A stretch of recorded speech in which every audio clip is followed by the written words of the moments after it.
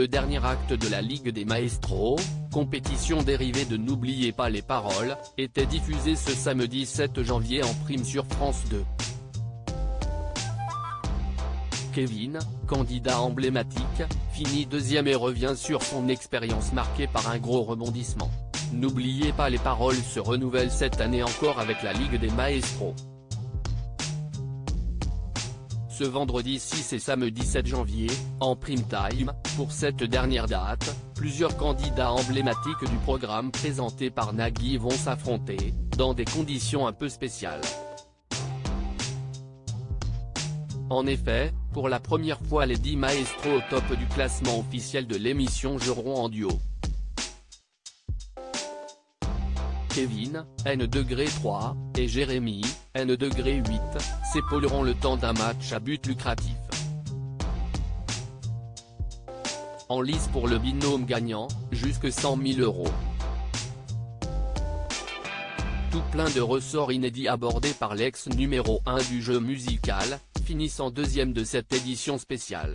La nouvelle règle enlève une partie de la responsabilité que l'on peut avoir en cas d'échec télé-loisirs. Avant d'aborder la Ligue des Maestros, comment vous sentiez-vous, Kevin? C'est peut-être l'un des seuls moments où on part tous en étant très détendu, on n'a qu'un envie, c'est amuser.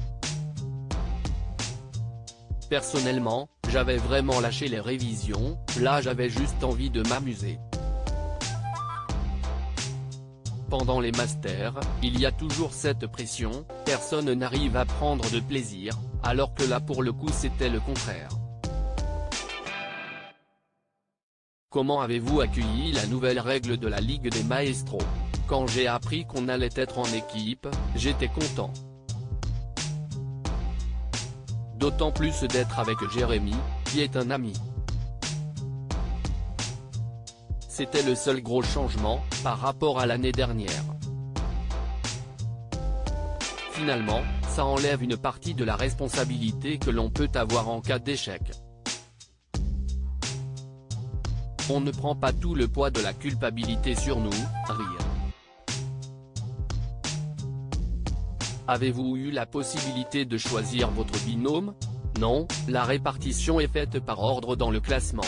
Vous avez commis une petite erreur lors de votre premier match face à Margot et Hervé. Il y avait des mêmes chansons en relais. On était les premiers à passer sur cette thématique et on s'est fait un peu avoir là-dessus parce que le rythme est rapide. On pensait que chacun allait se partager une moitié de la chanson, mais on n'a pas fait attention aux lumières, qui s'allument pour signaler qu'il faut changer de chanteur. On a donc chanté en même temps et on a compris, pour les autres matchs, qu'il ne fallait pas faire comme ça, rire. On connaissait les paroles, on s'est juste mal coordonné. On avait tous les deux pas révisé. Cet imprévu a-t-il été facile à gérer? Oui, ça m'a bien plu puis on s'entend tous très bien. Je trouve la Ligue des Maestros un peu plus sympa parce que pendant les masters, c'est une énorme pression dès le début. Si tu foires le premier match, c'est fini et tu as bossé pour rien, en fait. Avec les masters, je ne prends jamais de plaisir, à moins que j'aille loin. Le tournoi des Maestros, c'est en équipe mais quand tu perds, tu ne sers plus à grand chose dans le jeu. Et lors de la Ligue, on a perdu notre tout premier match et à la fin de la compétition on arrive à la deuxième place. C'est une performance sur la durée, et je crois que c'est ce qui me convient le mieux. Quel a été votre point fort avec Jérémy? On avait une bonne communication et on essayait de choisir des morceaux pour se mettre en avant l'un et l'autre.